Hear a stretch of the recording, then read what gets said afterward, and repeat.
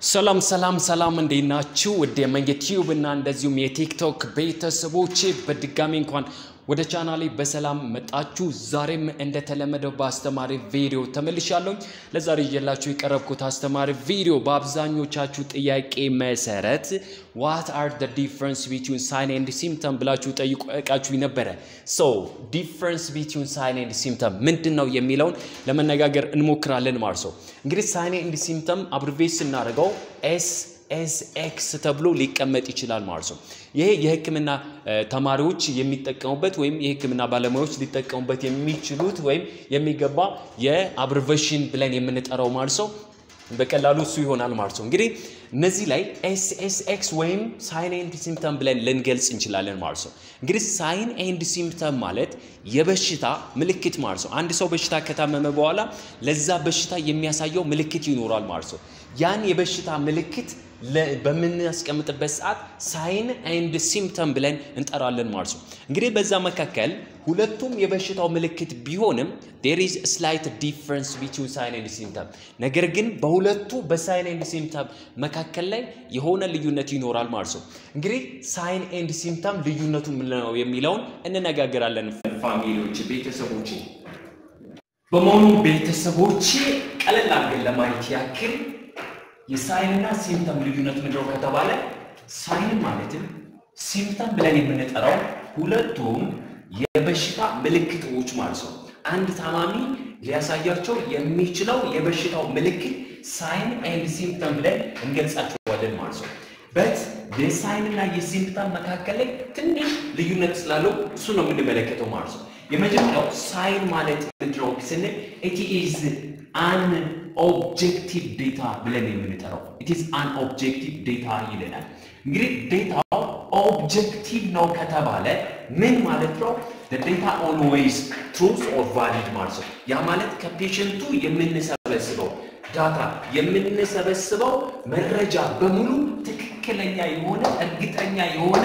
valid የሆነ መረጃ ከሆነ that is objective data ነው ለምንድነው ዳታው objective ነው የምንለው ወይ valid የምንለው ለምንድነው ከተባለ because sign ብለን የምንጠራው is observable and measurable by healthcare personnel ማለት ነው ያ ማለት መረጃውን ወይ ዳታውን ከፔሸንቱ የምናገኘው ማለት ነው በቀላሉ ማየት የምንችለውና መመርመር የምንችለው ያ ማለት በመመርመርና በማየት የሰውየው የጤና ሁኔታ ያለበትን የጤና ሁኔታ ማረጋገጥ መገምገም የምንችለው ከሆነ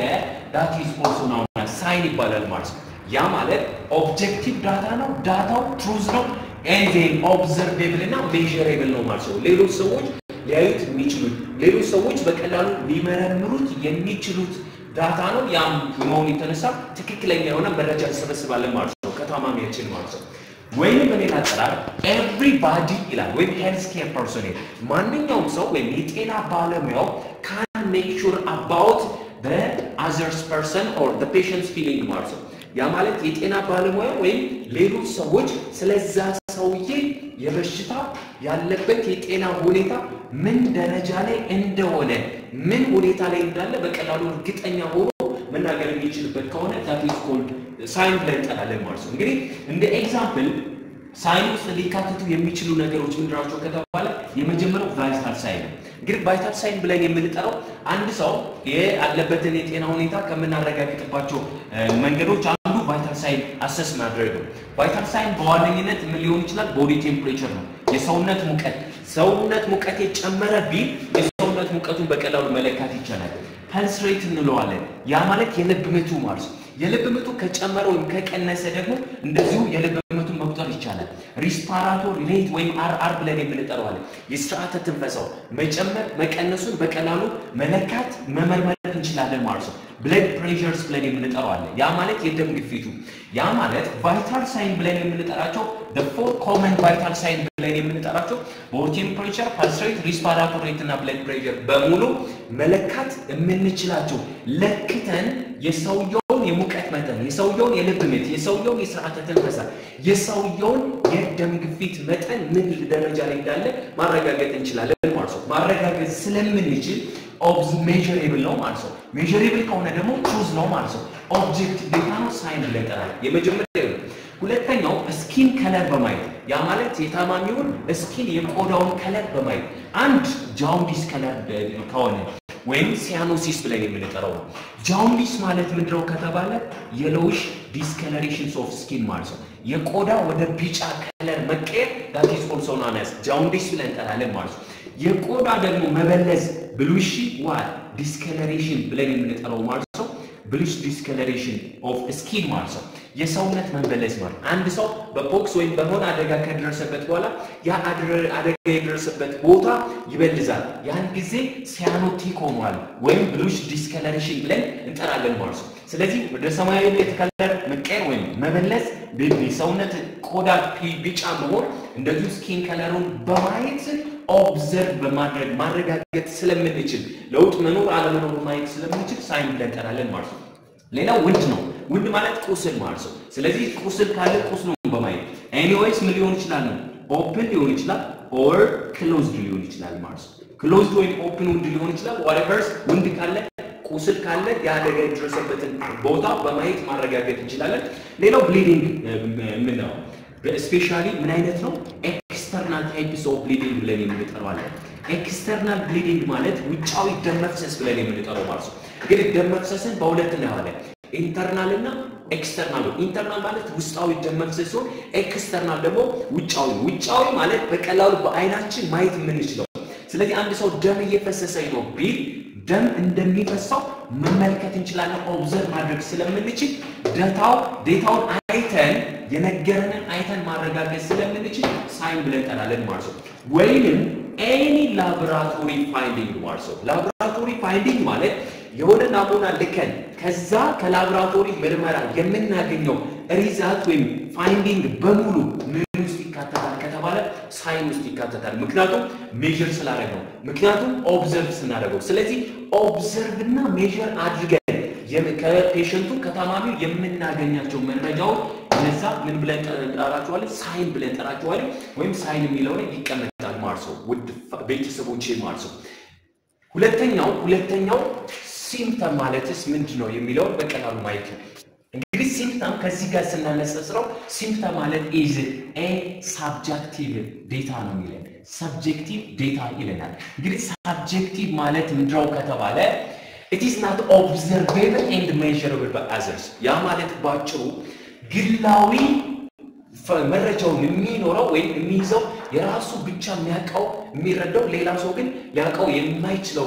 መረጃ ከሆነ subjective ብለን እንጠራለን ማለት ነው ሲምፕተም ነው ለምን ከተባለ because it is all not observable and measurable by others የሰውየው ፊሊንግ የሰውየው ህመም የሰውየው ስቃይ የሰውየው ችግር ማንንም ሰው ሊመለከተው ካልቻለና ማንንም ሰው ችግሩን ወይ ሁኔታውን መለካት ካልቻለው ያ ዳታ ምን አይነት ዳታ ይባላል ከተባለ ሲምፕተም ብለን እንጠራለን ማለት ነው ወይንም በት ነው only observable or feeling for him or herself ማለት ነው ስሜቱን የሚሰማው እሱ ራሱ ከሆነ ራሱ ስሜቱን የሚላበሰው የሚሰማው ከሆነ ሌላ ሰዎች ግን ሊመለከቱትም ሊያዩትም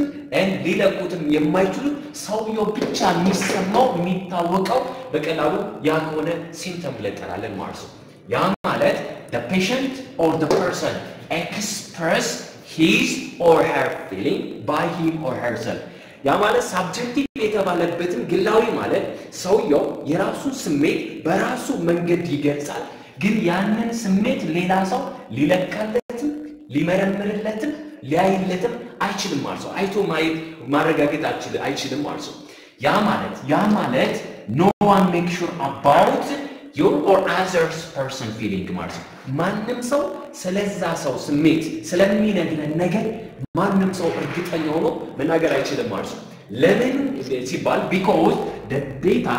it may be true or false ማለት ነው ምክንያቱም የሚነግረን የዳታ ወይም የሚነግረን መረጃ ትክክልም ሊሆን ይችላል ትክክልም ላይሆን ይችላል ማለት ነው አንድ ሰው ለምሳሌ ተማሪ ከሆነ ከትምህርት ቤት ለመቅረት ሲያስብ ወይ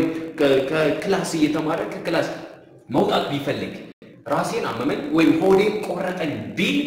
የሚያስተምረው መምህር ፋሻል ኤክስፕረሽን ወይ ፊቱን የሚገልጽበት ኤክስፕረስ የሚያደርግበትን ወይ ሊያይ ይችላል ከዛ ውጪ ግን ራሱን ይመመው ሆዱን ይቁረጠው በፍጹም ያ መምህር እርግጠኛ ሊሆን አይችልም ማለት ነው ያ ማለት ሲምፕተም ነው ስለዚህ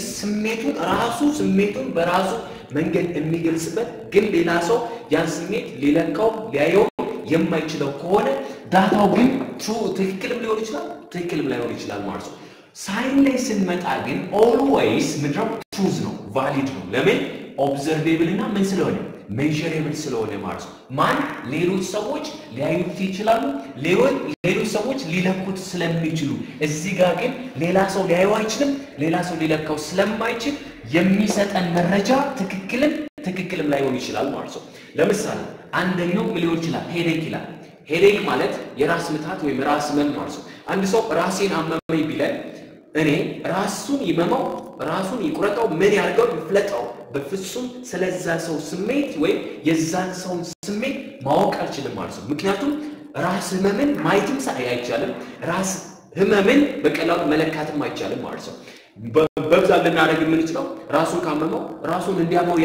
ያድርገው ችግር ወይ ህመም በሽታ ምን ሊሆን ይችላል የሚለው በሽታ መርመራ ልንለይ እንችላለን እንጂ ራስ ህመሙን በቀላሉ ማወቅ ማረጋገጥ አንችልም ማለት ነው ሌላው አብዶሚናል ፔን ይላል አብዶሚናል ፔን ማለት ምንድነው የሆድ ቁርጠት ማለት ነው ወይም አብዶሚናል ኤክ ብለን የምንጠራው ማለት ነው or abdominal cramp ሊሆን ይችላል ሆዴን ቆረጠኝ ቢ loss of appetite ሊል ይችላል የምግብ ፍላጎት ይቀንሳል ምግብ ፍላጎቱ አይቀንስ እኛ ምንም እርግጠኛ ልንሆን አንችልም ማለት ነው ለምሳሌ ምን ሊሆን ይችላል I drink only coffee for breakfast ብሎ ሊናገር ይችላል ያ ማለት ቁርሴን ቡና ብቻ ነው የጠጣሁት ምንም አይነት ምግብ አልበላሁም ሊል ይችላል ቤቱ ግን በልቶ ሊመጣ ይችላል ማለት ነው ያ ማለት ስለዛ ስሜት ስለሚነግረን ነገር እርግጠኛ ሆነን አናወራም ማለት ነው ሌላው ናውዣ ወይም ማቅለሽለሽ ስሜት አለኝ anxiety or stress ወይም በጣም ፍርሃት ያስጨንቀኛል ፈራለሁ አይነት ወይንም ደግሞ ዲፕሬሽን ጭንቀት አለብኝ ወይም ድብርት ነገር አለብኝ ብሎ ሊናገር ይችላል ከዚህ በተጨማሪ ሌሎች መረጃዎች ሊነግረን ይችላል ማለት ነው ስለዚህ ከዚህ ጋር ተያይዞ ባጭሩ ዳታው ኦብዘርቭ እና ሜዠር የማይደረግ ከሆነ ሰውየው የራሱ ስሜት በራሱ መንገድ የሚገልጽ ከሆነ ዳታው ትክክልም ላይሆንም የሚችል ከሆነ ሳብጀክቲቭ የሆነ ዳታ ከሆነ ሲምፕተም ይባላል and then ዳታው ደግሞ ኦብጀክቲቭ ከሆነ ኦብዘርቬብል ሜዠሬብል ከሆነ ትክክለኛ የሆነ ዳታ ምንሰበስብ ከሆነ ማንኛውም ሰው በቀላሉ የዛ ሰው ስሜት ማወቅ የሚችል ከሆነ ያ ሳይን ይባላል ማለት ነው ስለዚህ ከዚህ ጋር ተያይዞ ሳይን and symptom ልዩነቱ ይመስላል ማለት ነው ውድ ቤተሰቦቼ ከዚህ በተጨማሪ እንዲሰሩላችሁ የምትፈልጓቸው የተለያዩ የጤና መረጃዎች ካሉ ኮሜንት ሴክሽን ላይ አስቀምጡልኝ የዛሬና በቃው ሰላማችሁ ይብዛልኝ መንገ ነበርኩኝ ቴንክ ዩ አመሰግናለሁ